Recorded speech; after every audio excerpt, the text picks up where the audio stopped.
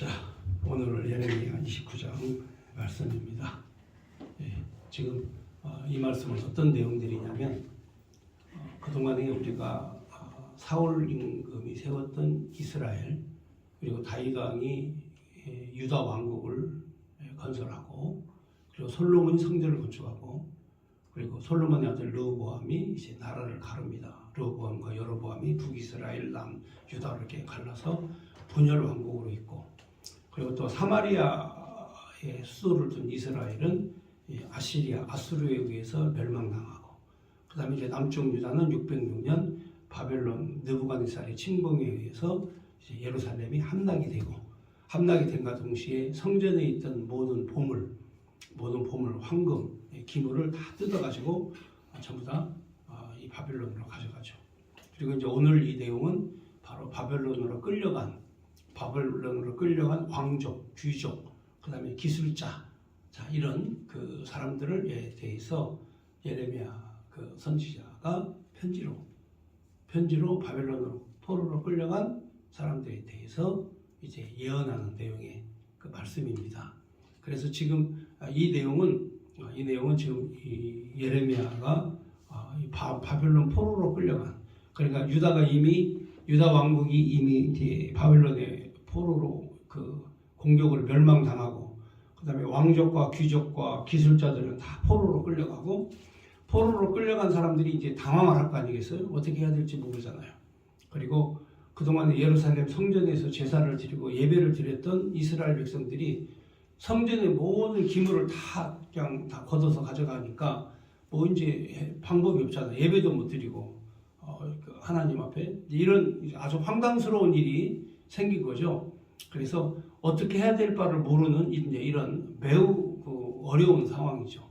그래서 이스라엘 자손이 이제 어떻게 행동을 해야 될 것인가에 대해서 예레미야 선지자가 포로로 끌려간 왕족과 귀족들, 그리고 기술자들, 그리고 학자들, 자, 이런 사람들에게 하나님께서 내게 말씀을 주셨는데, 바벨론 포로 생활 가운데에서 집을 짓고 텃밭을 만들고, 그리고 거기서 살아라, 생육번성을 해라, 그리고 결혼도 하고 애도 낳고 그렇게 해서 번성해라. 자, 이 내용의 말씀이에요. 왜냐하면 포로 생활이 70년이기 때문에 기나긴 시간이잖아요. 70년 세월이 짧은 게 아니죠. 그리고 한 세대가 가는 거죠. 한 세대가 가는 겁니다. 이때 이제 포로로 끌려간 사람들 중에서 여러분이 잘 아는 다니엘 선지자는 이제 어린 나이에 거의 갓난아이 나이에 끌려가죠. 부모 따라서 가죠. 그래서 거기에서 이제 다니엘은 교육을 받습니다. 자, 그 다음에 또 그 에스겔 선지자는 이제 제사장이었죠. 제사장이었다가 이제 포로로 끌려갑니다. 포로로 끌려가서 이제 그 낭망하고 좌절해 있을 때 하나님께서 말씀을 주셔서 새로운 성전을 다시 주시겠다. 그러면서 우리가 바로 이 마른 뼈들처럼, 시체의 마른 뼈들처럼 우리가 힘이 없고 무력하고 버림받고 더러운 것이지만, 하나님의 말씀이, 성령이 임하시고 말씀이 임하면 우리가 여호와의 군대가 되어서 우리가 다시 하나님 나라를 회복할 것이다. 자, 이런 메시지죠. 다니엘 선지자도 그렇죠. 다니엘 선지자도 바로 이 하나님의 역사 섭리를 다니엘서를 통해서 기록하시면서 하나님께서 우리 민족을 택하여서 쓰신다.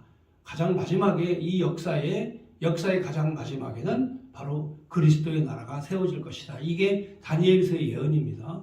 다니엘서의 예언은 여러분이 아시다시피 과거와 현재와 미래를 보는 그런 예언인데, 과거에는 이 아수르 군대, 그리고 그 다음에는 바벨론 군대, 그 다음에는 페르시아의 군대, 그 다음에는 헬라의 군대, 그리고 그 다음에는 로마의 군대가 바로 우리를 지배하겠지만, 마지막에 뜨인 돌, 그리스도 예수가 모든 신상을 다 부서뜨리고, 그리고 세계를 지배하고 통치하고 다스리게 될 거다 하는 메시아 언약이 바로 다니엘서에 있죠. 그러니까 이제 모든 선지자들은 예수 그리스도를 증거하는, 그게 선지자예요. 선지자라고 하는 것은 예수를 그리스도로 증거하는, 그러니까 장차 메시아가 나와서 우리를 다스리고 우리를 통치하실 것이다. 하는 내용의 말씀이죠. 그러니까 이 선지자들은 오실 메시아에 대해서 증거한 것이고, 사도들은 신약성경의 사도들은 오신 메시아에 대해서 증거한 내용이에요. 그러니까 우리는 구약성경과 신약성경을 한꺼번에 보잖아요. 한꺼번에 보기 때문에 어느 사람보다도 정확하게 메시아에 대해서 정확하게 이해를 해야 되는 거죠. 자, 그렇다면 지금 현재 이렇게 하나님께서 왜 그 하나님이 눈동자같이 사랑하시는 이스라엘 그 백성들을 왜 바벨론 포로로 끌려가게 하셨느냐는 거죠. 왜 성전을 하나님께서 파괴시켰냐 하는 거예요. 그건 간단해요. 왜 그러냐면 하나님 여호와의 말씀을 듣지 않기 때문에 그런 거예요. 말씀을 듣지 않으면 여호와의 말씀이 사라지면 다 무너지게 돼 있어요. 그러니까 모든 인간들도 하나님의 말씀이 없이 사는 사람하고 하나님의 말씀을 가지고 사는 사람하고 달라요. 하나님 말씀을 배우면요, 우월감이 생겨요. 세상과 싸워서 이기는 힘이 생겨. 이게 하나님 말씀을 배운 사람이야. 근데 하나님 말씀을 못 배운 사람은 그렇지 못해요. 여러분 신천지 사람들 만나보잖아요. 굉장히 우월감이 세요. 왜? 성경 공부를 계속 하니까 매일매일 성경을 공부해. 그 사람들은 매일. 그러니까 굉장히 우월감에 빠져 있는 거예요. 일반 이 기독교인들을 우습게 알아요. 왜? 기독교인들은 성경을 모른다고 생각을 하는 거죠. 자기는 과거에 교회를 다닐 때 성경을 안 가르쳤는데, 목사님 말씀을 안 가르쳤는데 신천지에 가니까 성경 말씀을 잘 가르치더라 해가지고 말씀에 막 우월감이 막 빵빵한 거예요. 또 여호와 증인이 있죠. 또 여호와 증인도 마찬가지예요. 여호와 증인도 성경 공부를 얼마나 하는지 이런 일반 기독교인들을 우습게 알아요. 아주. 그러니까 말일 성도 예수 그리스도나 안식일 교회나 그 다음에 하나님의 성회나, 자, 이런 이단들은 성경 공부를 얼마나 열심히 하는지 몰라요. 그런데 우리나라의 이 기독교는 하나님의 말씀이 없어요.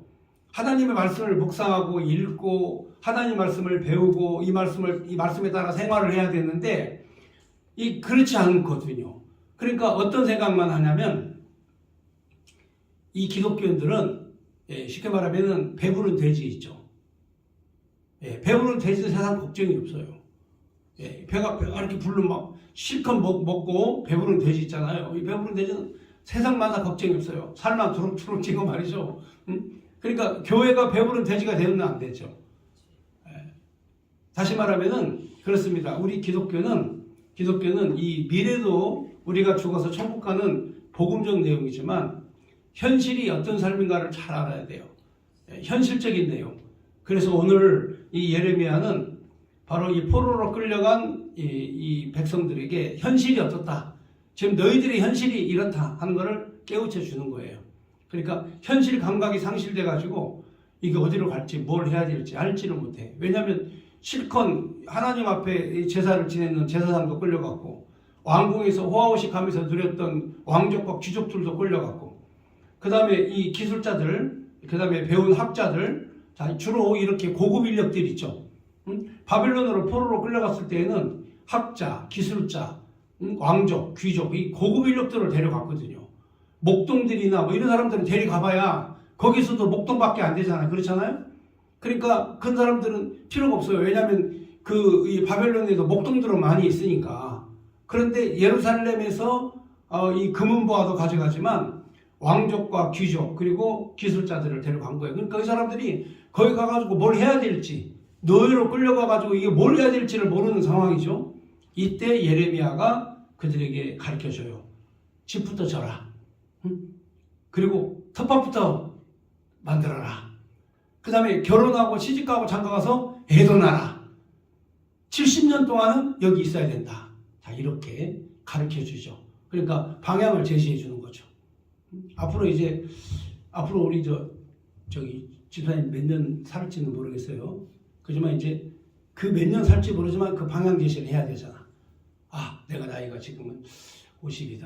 또 좀 있으면 60 된다. 그 다음에 70 된다. 앞으로 20, 30년이면 나는 이 세상에 없겠구나. 이렇게 이제 자기 설계를 해야 될 거 아닙니까? 내가 어떻게 살아야 되겠다. 다 그렇죠. 다 마찬가지잖아요. 그래서 사람들이 가장 어리석은 게 자신의 미래에 대해서 설계를 못해. 왜? 자기가 천년만년 살 것 같거든. 그리고 나중에 후회를 해요. 그러니까 그럴 거 없어요.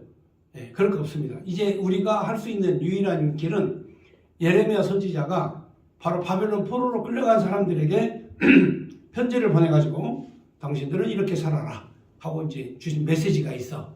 그 메시지를 우리가 해석해 보면 내가 어떻게 살아야 될 것인가를 잘 말해주고 있어요. 자, 그러면 29장 1절부터 한번 보겠습니다. 예레미야 선지자가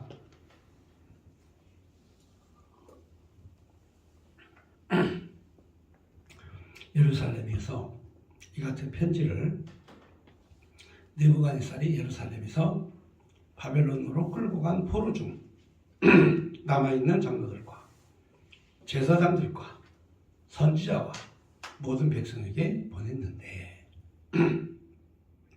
그때는 여고니아 왕과 왕후 후궁 내시들과 유다와 예루살렘의 고관들과 기능공과 토공들이 예루살렘에서 떠나노라.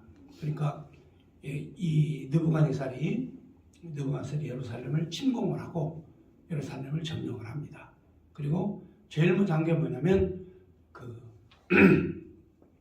성전에 있는 금은 보화, 성전 안에 다 벽도 황금으로 발랐거든요.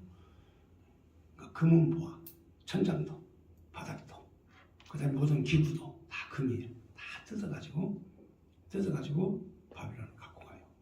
그리고 그 당시에 그 왕이었던 여고니아 여호야긴이죠. 끌고 그다음에 후궁들, 그다음에 여기에 지금 나와 있는 기능공, 그리고 토공, 그다음에 고관, 그다음에 궁중 내시, 그다음에 왕후들, 이런 사람들을 다 데리고 포로로 전부 다 예루살렘에서 바벨론을 끌고 가죠. 그러니까 포로가 1차 침공 때 데려간 포로 있고, 그 다음에 2차 침공 때 데려간 포로가 있고, 그 다음에 3차 침공은 예루살렘을 완전히 그냥 다 부셔버려. 예루살렘 성전을, 그 당시에는 성전은 있었는데 기구를 싹 다 그 황금이랑 다 뜯어가지고 갔는데, 3차 침공 때는 성벽도 깨버리고 예루살렘 성전도 파괴시키고, 그리고 백성들도 다 죽여버리고. 그러니까 1차, 2차 침공을 당했을 때 예레미야의 말을 들으면 70년 버티거든요. 70년 버티면 하나님께서 회복시켜 주시겠다 해서 약속을 했어. 근데 그런 위기 상황이 됐는데도 선지자의 말을 안 듣는 거야.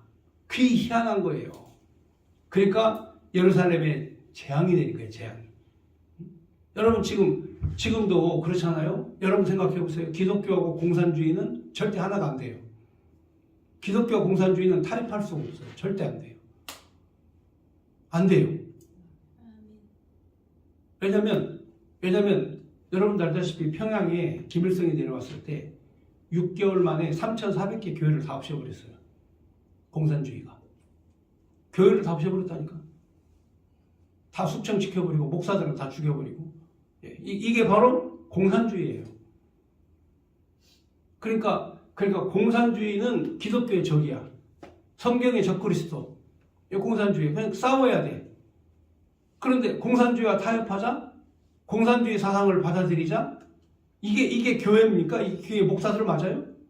그러니까 가짜 선지자, 가짜 목사들이 이 세상에 지금 많이 있다는 거예요. 그런데 다행히도 감리교이죠. 감리교. 예? 감리교가 다행히도 공산주의자들, 사회주의자들이 득실거리는 NCCK 집단에서 탈퇴를 해요. 이번에. 천만다행이죠. 복음주의로 다시 돌아와요. 감리교가. 예. 그러니까 이게 이 사람이 이념과 사상에 빠지면요, 교회를 겸허하게 이용해서 바로 이 교회가 이 공산주의자들이 침투하기 좋은 장소 아닙니까? 다 환영하죠. 누구나 다 아무나 웃어 해가지고 다 받아들이잖아요. 그런데 이 교회 안에서 바로 이 공산주의 이론을 펼치고 성경을 대적하고 교회를 대적하고 그런 뿌리를 내린 그런 집단들, 이런 집단들이 많아요. 그 성공회 대학이라든지 그 완전히 사회주의 공산주의 이론으로 가르치는 학교거든요. 그러니까 그렇게 물이 들어요. 거기에 교수가 신용복 교수, 그 다음에 거기에 나온 그런 수많은 그런 사람들이 다 바로 사회주의 세상을 만들어가는, 대한민국을 무너뜨리는 그런 사람들이 거기 가득 있어요. 그러니까 지금도 우리나라가 그렇게 위험에 빠진 거는 바로 그런 사람들이 다 장악을 했어요.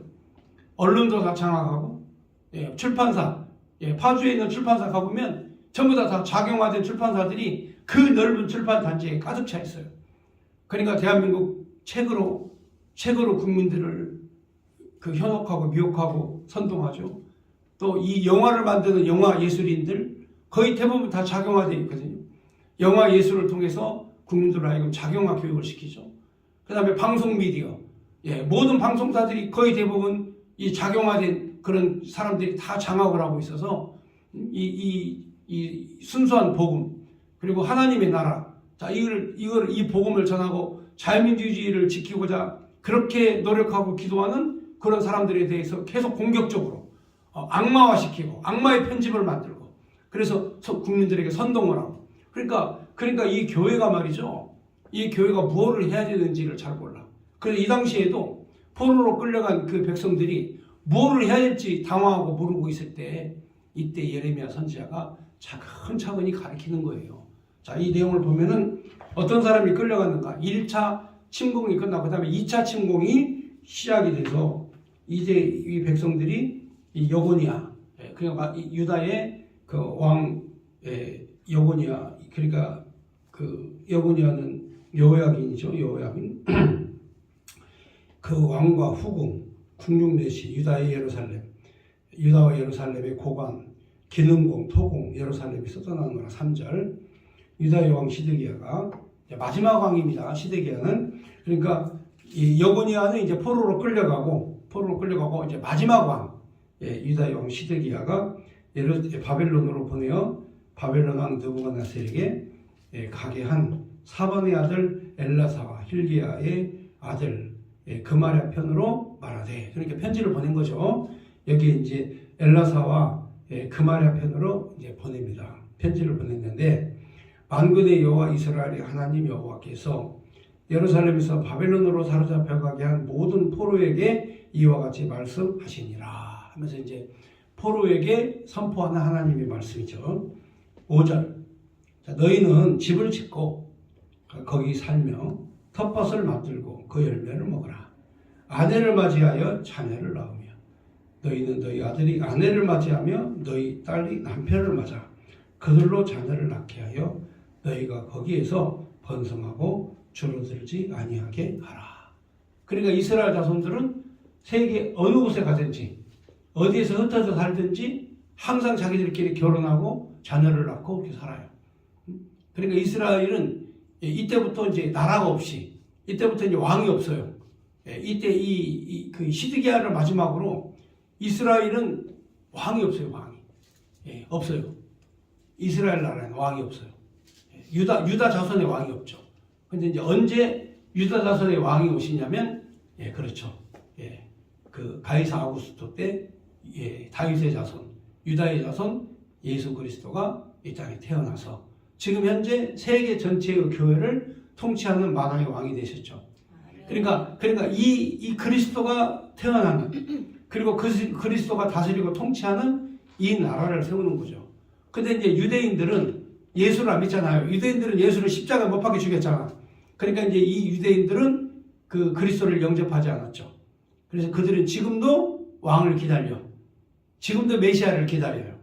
유대인들은 지금도 2600년 동안 시드기야를 마지막으로 다윗의 자손 왕이 단절이 되자 이제 지금도 2600년 동안 그들이 자기의 나라를 회복하고 왕권 국가, 다윗의 나라 통치할 국가를 세우기 위해서 지금도 기도하고 있어요. 그래서 통곡의 벽 있죠? 예루살렘의 통곡의 벽. 여러분 아시죠? 검정색 성을 입고 그 모자 쓰고 거기서 벽에다가 머리를 찧어가면서 그 기도하는 사람들. 그게 바로 다윗의 성벽.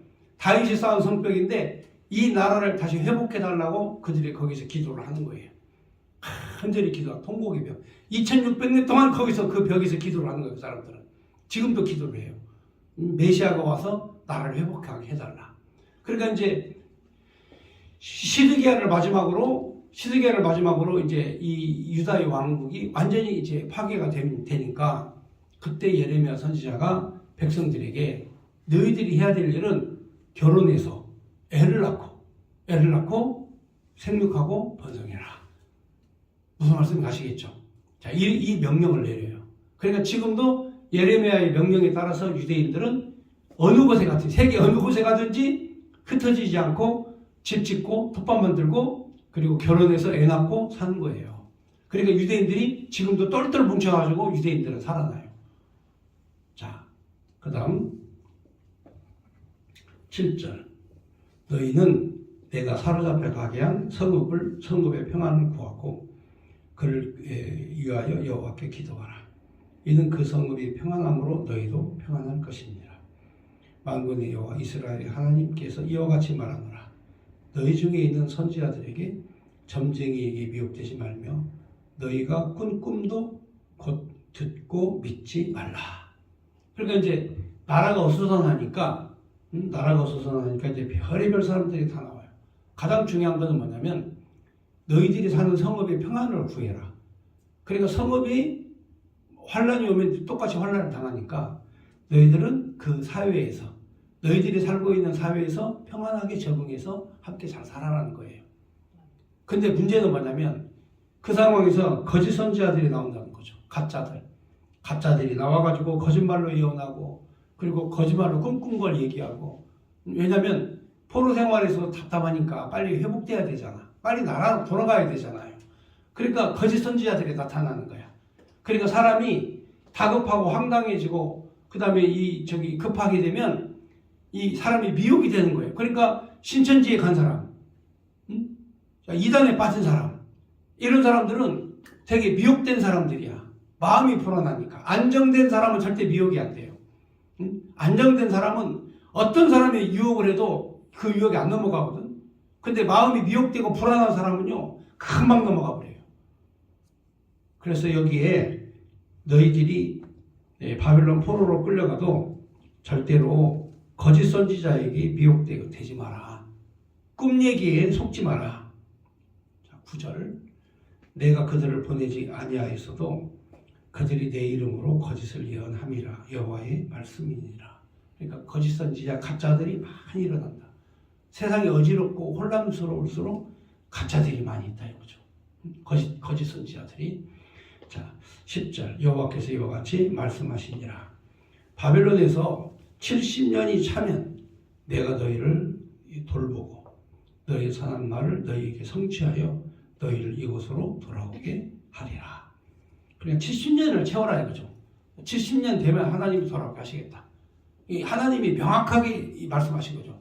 그러니까 이 70년 이사야에게도 70년 얘기하고 예레미야에게도 70년 얘기하는 거죠. 하나님께서 명확하게 보여주시는 거죠.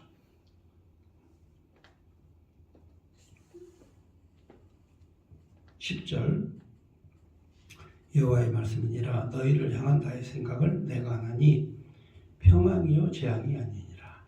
너희에게 미래와 희망을 주는 것이니라. 그러니까 비록 포로로 끌려갔어도 너희에게 이제부터는 평안이다. 이제부터는 재앙이 아니다.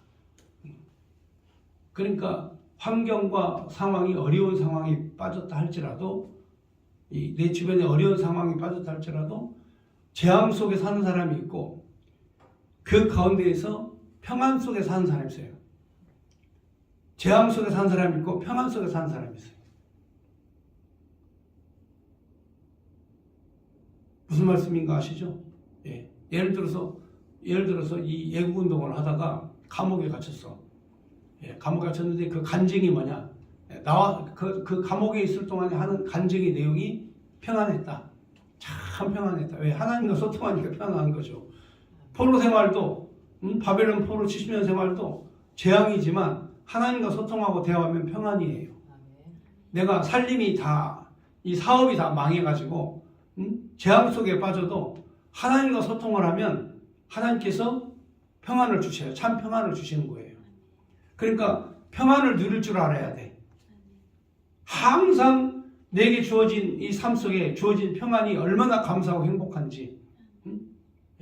평안이에요. 참 평안해. 저는 저도 예국운동 하다가 이제 집회시위법으로 종로경찰서 유치장에 갇혔거든요. 제가 집회시위법으로 종로경찰서 유치장에 갇힐 줄은 저는 평생에 꿈에도 생각 못한 사람이에요. 어쩌다가 내가 이제 종로경찰서 유치장에 이제 끌려가가지고 거기 갇혀가지고 있는데 거기서 제가 은혜를 받았다니까요. 아니 거기 갔더니 나보다 먼저 들은 선배가 유치장에 있어요. 그러더니 싹 내 얼굴을 보더니 거기 이제 밥을 갖다 배달을 해줘요. 근데 거기 보면 이렇게 밥상이 있습니다. 밥상. 조그마한 밥상이 있는데 이 사람이 밥때가 되니까 벌떡 일어나더니 다 이렇게 상을 차리는 거예요. 상을 차려서 드시지요. 하고 수발을 하는 거야 나한테. 그래서 나는 이제 별이 한 개야. 난 초범이고 선생님은 어떻게? 저는 전과가 8범입니다. 전과 8범이에요. 그 사람.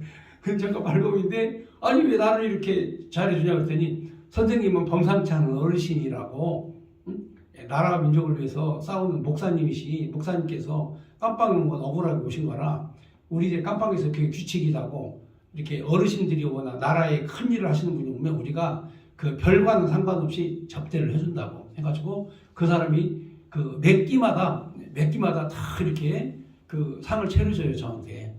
그리고 자기는 땅바닥에서 먹어. 그냥 이리 오세요 같이 먹게 그랬더니 아니 어떻게 내가 어르신하고 같이 밥을 먹습니까? 그러면서 자기도 땅바닥에서 먹고 너무 은혜 받았어요. 야 이게 이런 것이구나. 이 안에서도 이게 저 사람들이 규칙이 있구나 하는 생각이 들었어요. 그런데 이제 그 목사님도 이제 밥을 먹어야 되잖아요. 근데 목사님은 그냥 손님들이 막 와가지고 정과 목사님은 그 면회하느라 밥도 잘 못 먹는 것 같은데 아무튼 간에 편안하게 계셔. 아무튼 편안해. 얼굴색이 전혀 슬픔이 없어요. 왜? 이 재앙이 내려도 하나님이 함께 하시면 행복해지는 거예요. 그러니까 여러분 가정에도 온갖 재앙이 다 내렸어도 하나님 여호와가 함께 하시면 그 평안이에요. 그래서 여기에서 바로 하나님께서 평안과 희망을 주시겠다 하시면서 그 말씀을 하시는 거죠. 자, 그 다음 그러니까 미혹되지 마라 이거죠. 거짓 선지자에게 미혹되지 마라. 하나님이 70년은 반드시 채우겠다 이거죠. 그러니까 70년 동안은 꼼짝없이 너희들은 포로 생활을 해야 된다. 그러니까 하나님 앞에 다 내어 맡기고 70년은 무조건 있어야 돼. 이거예요. 근데 가짜들은 여기서 머리를 굴리는 거야. 가짜들은 여기서 2, 3년이면 우리가 해방된다. 그래가지고 하나냐 선지자 같은 경우 가짜 2, 3년이면 해방된다 이래가지고 죽었잖아요. 그냥 바로 하나님이 처형을 시켜버렸잖아. 거짓 선지자에게 속아 넘어가면 백성들이 고달퍼요. 힘들어요. 그래 하나님이 직결처분 바로 해버리시잖아. 자, 그 다음 11절에 여호와의 말씀이니라. 너희를 향한 나의 생각은 내가 하나니 평안이요 재앙이 아니다. 너희에게 미래와 희망을 주는 것이니라. 내가 내게 부르짖으며 내가 와서 기도하면 내가 너희들의 기도를 들을 것이요 너희가 온 마음으로 나를 구하면 나를 찾을 것이요 나를 만나리라. 이것은 여호와의 말씀이니라. 너희가 구하고 나를 찾으면 나를 만날 것이다. 그러니까 재앙 중에서도 전심으로 여호와 하나님께 부르짖고 기도하고 만나라. 하나님을 만나자 이거죠. 그러니까 우리가 성공하는 그 유일한 비결은 다른 거 없어요. 이 예레미야가 예언한 내용대로 하나님 만나면 돼. 하나님 구하고 하나님 찾으면 하나님 만나준다고 그랬어요. 그러니까 하나님과 만나고 사는 사람하고 하나님 못 만나고 사는 사람하고 이게 똑같겠어요? 그렇잖아요. 자, 이단들은 가짜 선지자 교주의 말에 현혹되어 가지고 그것도 행복한 건데 우리는 이 진리의 말씀으로 하나님을 찾아라. 하나님을 만나라. 여기 있잖아요. 여기에 힘들고 어려울 때 하나님을 찾고 부르짖고 그리고 너희가 나를 만나기를 희망하면 내가 너희와 함께 있겠다. 너희를 만나주겠다. 예. 그래서 너희가 온 마음으로 나를 구하면 나를 찾을 것이요 나를 만나리라. 이것은 여호와의 말씀이니라. 그러면서 나는 너희를 만날 것이며 너희를 포로된 중에서 다시 돌아오게 하되 내가 쫓아 보내었던 나라들과 모든 곳에서 모아 사로잡혀 떠났던 그곳으로 돌아오게 하리라. 이것은 여호와의 말씀이니라. 내가 너희를 만나주겠고 너희를 포로로 포로로 끌려갔던 그 장소, 그 나라에 다시 돌아오게 할 것이다. 이거 하나님 말씀이잖아요. 그러니까 뭐 포로 생활 70년 동안에 누구 만나라고요? 여호와를 만나라. 하나님을 부르짖어라. 그러니까 어느 시절에 어느 상황이 있든지 하나님 만나고 하나님 부르짖고 그렇게 살면 되는 거예요. 지금이 바로 어떤 때예요? 하나님 부르짖어 만날 때죠. 그렇잖아요? 지금 나라가 이렇게 되고 교회가 이렇게 어지러울 때 하나님 부르짖고 하나님 만나야 되는 때예요. 여호와를 만나자. 만날 사람 만나야 돼. 만날 사람. 예. 근데 잘못된 만남. 저 김건모의 그 노래에 잘못된 만남이 있죠. 있어요? 난 그 제목만 생각났는데 아무튼 간에 이 김건모가요. 비리비리 살다가 잘못된 만남 이 노래 하나 불러 히트 쳐가지고 엄청난 위대한 사람이 됐어요. 사람도 인생 팔자 모르는 거예요. 어느 순간 어떻게 될지 모르는 거죠. 근데 이제 우리는 하나님 여호와를 만나는. 하나님 여호와를 만나면 가장 형통하게 사는 거죠. 얼마 전에 서정희의 남편이었던 서세환이가 필리핀에 캄보디아에서 죽었어요. 갑자기 죽었어요. 알고 계시죠? 이제 저도 깜짝 놀랐어요. 근데 그 멀쩡했어요. 멀쩡하게 건강했다가 이 병원에서 닌겔 주사 맞다가 쇼크사, 닌겔 주사 맞다가 심장마비로 그냥 바로 죽어버렸어요. 병원에서. 그래서 어떤 사람이 귀뜸을 해주더라고요. 자기 부인 서정희를 갖다가 20살짜리를 갖다가 데리고 살면서 온갖 폭행 당하고 핍박하다가 하나님 앞에 펄 받아서 죽었다고 누가 또 그래. 그래서 뭐 그럴 수도 있죠. 예.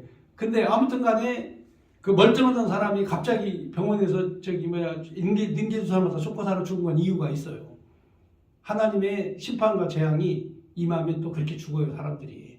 근데 여기서 보면은, 이 말씀에 보면은 반드시 하나님께서 여호와의 이름을 부르는 자는 다시 돌아오게 하신다는 약속의 말씀을 그들에게 편지로 보내준 거죠. 자, 그러면서 15절에 너희가 말하기를 여호와께서 우리를 위하여 바벨론에서 선지자를 일으키셨느니라. 다윗의 왕자에 앉은 왕과 이성에 산 모든 백성 곧 너희와 함께 포로가 되어 가지 아니한 너희 형제에게 여호와께서 이같이 말씀하셨느니라. 만군의 여호와께서 이와 같이 말씀하시되 보라 내가 칼과 기근과 전염병을 그들에게 보내어 그들에게 상하여 먹을 수 없는 몹쓸 무화과 같게 하겠고. 자, 먹을 수 있는 무화과와 못 먹는 무화과 지난번 장에 공부하셨죠? 기억나시죠? 예. 내가 칼과 기근과 전염병으로 그를 뒤따르게 하여 그들의 세계 여러 나라 가운데 흩어 학대를 당하게 할 것이며 내가 그들을 쫓아낸 나라 가운데 저주와 경악과 조소와 수모의 대상이 되게 하리라. 왜 하나님께서 이렇게 그들에게 썩은 무화과나무와 같이 만들시겠는가? 19절. 하나님 말씀 듣지 않았기 때문에 그렇다는 거예요. 여호와 말씀이 떠나고 여호와를 간구하고 여호와를 찾지 아니하면 썩은 무화과 같이 된다 이거죠. 자, 19절에 보면 여호와의 말씀이니라. 너희들이 내 말을 듣지 않았기 때문이라. 내가 내 종 선지자들을 너희에게 꾸준히 보내었으나 너희는 그들의 말을 듣지 않았느니라. 여호와의 말씀이니라. 그런즉 내가 예루살렘에서 바벨론으로 보낸 너희 포로야 여호와의 말씀을 들을지어다. 그러니까 이제 이 바벨론 포로로 끌려간 사람들은 그래도 하나님 말씀을 듣고 거기서 회개하고 또 하나님 말씀대로 이렇게 시집도 가고 장가도 가고 생육하고 하나님 여호와의 이름을 부르고 그렇게 해서 살아요. 사는데 남아있는 자들은 자꾸 애굽을 의지하는 거야. 애굽이 우리를 구해줄 것이다. 애굽을 썩은 그런 상한 갈대 지팡이를 계속 의지를 하는 거야. 그러니까 예레미야 선지자가 니들 망한다, 니들 죽는다, 하나님 말씀을 들어라 그렇게 했는데도 예레미야를 막 미워하면서 잡아다가 때리고 감옥에 가두고 막 그러지 않습니까? 그러니까 하나님 말씀을 전혀 들을 생각은 하지 않는 이런 사람들은 반드시 수치를 당하게 될 것이다. 그러니까 지금도 우리가 우리 형편이 힘들고 어려워도 하나님 여호와를 잘 섬기고 잘 믿으면 하나님께서 이렇게 이들에게 그 내리신 복처럼 복을 주신다. 21절. 자, 20절. 그런즉 내가 예루살렘에서 바벨론으로 보낸 너희 포로여 여호와의 말씀을 들을지어다. 만군의 여호와 이스라엘의 하나님께서 골라의 아들 아합과 마아세의 아들 시드기야에 대하여 이같이 말씀하시느니라. 그들은 내 이름으로 너에게 거짓을 예언한 자라. 보라, 내가 그들을 바벨론 왕 느부갓네살에 손에 넘기리니 그가 너희 눈앞에서 그들을 죽일 것이라. 바벨론에 있는 유다 포로가 그들의 저주거리로 삼아서 자, 이르기를 여호와께서 너희를 바벨론 왕이 불살라 죽인 시드기야와 아합 같게 하시기를 원하노라 하리니 이는 그들이 이스라엘 중에서 어리석게 행하여 그 이웃의 아내와 간음하고 그 명령하지 아니한 거짓을 내 이름으로 말함이라. 나는 알고 있는 자로서 증인이라 여호와의 말씀이라 하시니라. 그러니까 이 바벨론 포로 생활을 하면서도 온갖 나쁜 짓을 다 하는 거죠. 온갖 나쁜 짓을, 사악한 짓을 다 하죠. 하나님께서 결국 그들은 심판하실 것이다. 그 다음에 또 이렇게 죽을 사람이 또 있어요. 바로 스마야인데, 스마야.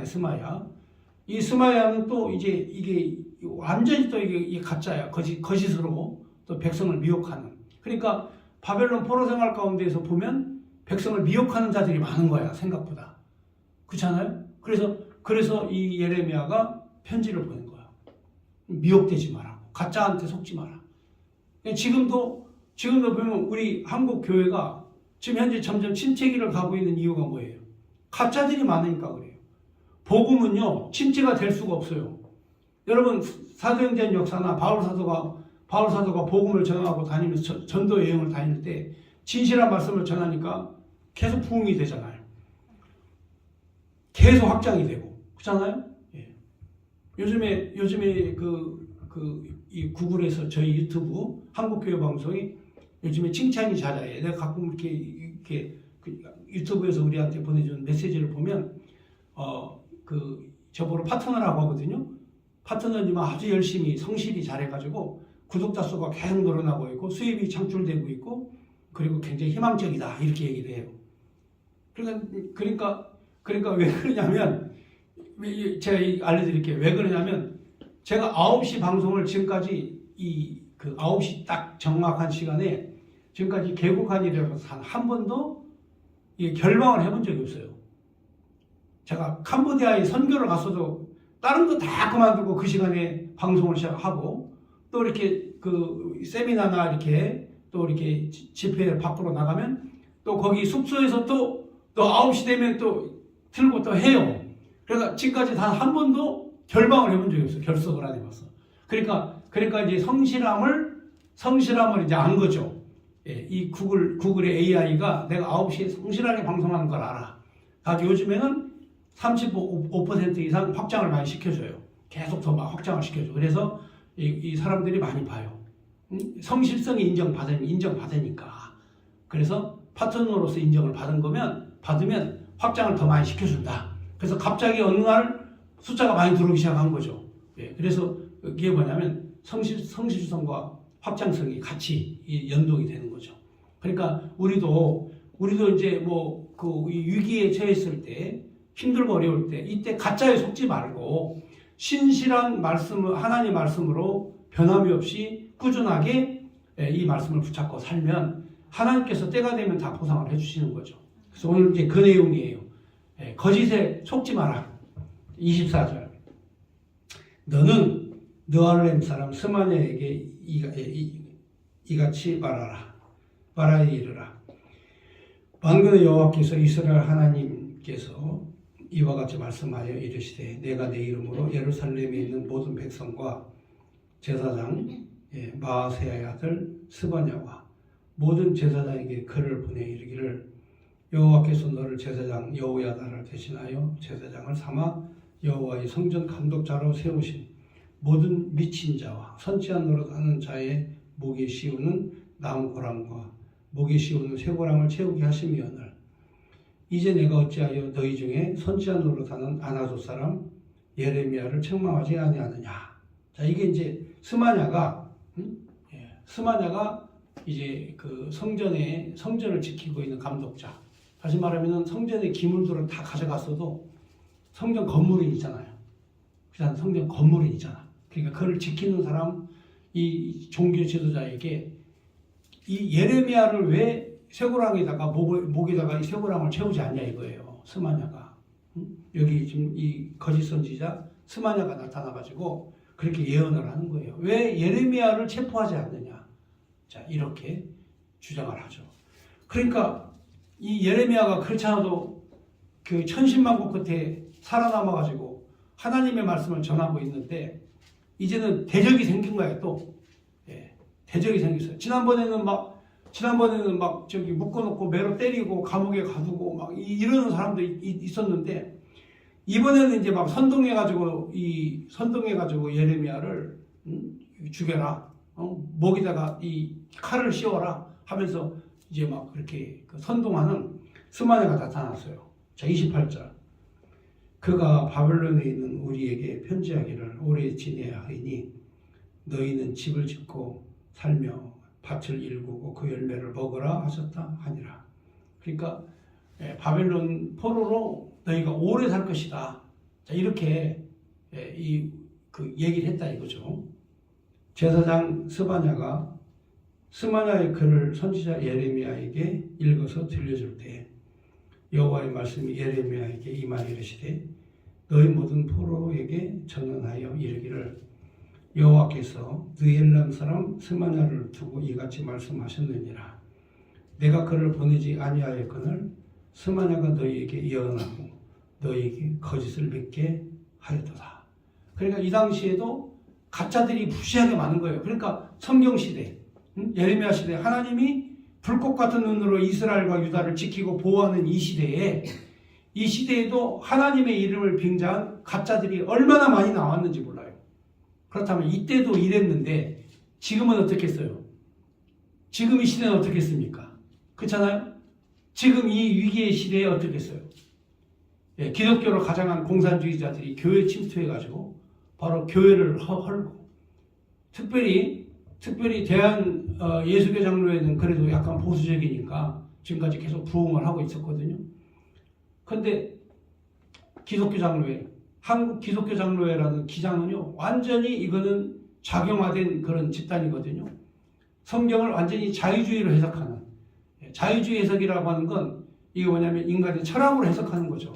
철학과 과학으로 이해가 가는 것만 믿는 그런 믿음을 가진 사람들 교회가 지금 점점 무너져가고 있죠. 그래서 기장교회는 기독교 장로회 교회는 성도들이 다 떠나가지고 지금은 문 닫는 교회들이 무지하게 많아요. 앞으로도 이게 거짓 선지자들, 가짜를 예언하는 선지자들, 공산주의 이론을 교회에 전파하는 자들, 이런 사람들은 하나님이 반드시 심판할 것이에요. 그러니까 여기도 이 스마냐가 예레미야를 체포해라. 예레미야를 잡아서 묶어라. 그렇게 얘기하니까 여호와의 말씀이 예레미야에게 다 임하셔서 36절에 너는 모든 포로에게 전언하여 이르기를 여호와께서 느엘람 사람 스마냐를 두고 이같이 말씀하셨느니라. 내가 그를 보내지 아니하였거늘 스마냐가 너희에게 예언하고 너희에게 거짓을 맺게 하였도다. 그러므로 여호와께서 이와 같이 말씀하시니라. 보라, 내가 느엘람 사람 스마냐와 그의 자손을 벌하리니 그가 나 여호와께 패역한 말을 하였기 때문에 이 백성 중에 살아남은 그의 자손이 하나도 없을 것이라. 내가 이 백성에게 행하려 하는 복된 일을 그가 보지 못하리라 하셨느니라. 이것은 여호와의 말씀이니라. 아멘. 많은 사람들이 행복한 걸, 하나님 말씀하신 회복의 내용, 회복을 보게 하겠지만 이 거짓을 예언한 스마냐는 그걸 못 보고 죽을 것이다. 자, 그 앞에도 앞에 하나니아 거짓 선지자도 하나님께서 징계하여 죽이시고, 그러니까 예레미야를 대적한 사람들은 하나님이 다 그냥 죽여버려요, 전부 다. 그러니까 하나님이 승리하게 하시려면 하나님이 강하게 붙잡은 사람은 항상 승리하게 되는 거고, 하나님을 대적하고 하나님의 종에 대해서 거역한 사람은 하나님이 심판을 하신다. 그래서 앞으로도 마찬가지예요. 앞으로도 이 현재 대한민국의 한국교회가 140년 만에 이렇게 부흥을 했는데 지금 침체기에 들어갔어요. 여의도 순복음교회 과거에 조은기 목사님 계실 때는 교인이 100만 명이었어요. 근데 지금은 30만 명도 안 되게 교인들이 많이 떠났어요. 100만 명이었을 때 엄청난 헌금이 들어왔거든요.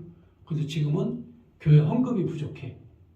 교회 시스템과 조직은 짜 있는데 헌금이 부족해. 엄청나게 부족해. 코로나 때부터 엄청나게 교회 숫자가 줄어들어요. 헌금도 줄어들어. 그러니까 교회가 막 부도나게 생겼어요. 그래서 교회 땅도 팔아먹고 지금 교회가 엉망진창이 돼 있어요. 은혜가 안 돼. 예배를 드려도 성도들이 옛날에는 막 엄청나게 은혜를 받았는데 지금은 그냥 교회 예배가 은혜가 안 돼. 예, 사랑의 교회, 오정현 목사님의 사랑의 교회도 서초동에 있는 대한민국 최고의 그 건물을 가지고 있는 그 부자 교회거든요. 그 교회도 텅텅 비는 거야. 이제 교인들이 안 오는 거야. 가득가득 차가지고 막 1부에서 10부까지 예배를 드렸는데 지금 예배가 축소가 되고 성도들이 오지 않고 헌금이 부족하니까 그 엄청나게 된 건축비 감당을 못해가지고 부도나기 직전에 힘들고 한국 대형교회가 이렇게 위기에 빠져 있다니까요. 여러분 제일로 교회가 안정된 교회는 예, 우리 저 연합교회야. 여기는 걱정할 일이 없어. 여기는 여기는 부도가 일이 없어요. 은행빚이 없어. 한 푼도 없어. 우리는 뭐 그냥 감사한 일이지. 하나님 말씀 안에서 그냥 은혜 안에서 주시면 주시는 대로 편하게 의자에 앉아서 예배 드리라고 하시면 의자에 앉아서 드리고 동굴로 가라고 해서 동굴 가서 드리고 천막 가서 치고 예배 드리라고 하면 가서 거기서 예배 드리고 동산에서 예배 드리라면 동산 가서 예배 드리고 그러면 되는 거야.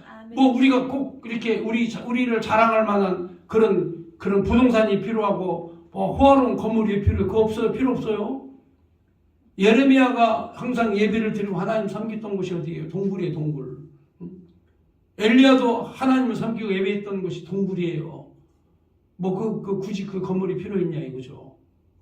그러니까 한국교회가 너무 사치스럽게 빠지고 물질주의에 빠지니까 예, 이 뚱뚱한 돼지처럼 된 거야. 살찐 돼지. 그래서 예레미야 선지자가 하나님 말씀을 떠난 자를 하나님이 심판하신다. 거짓 선지자를 하나님이 심판하신다는 내용의 말씀 29장 말씀 해보셨습니다.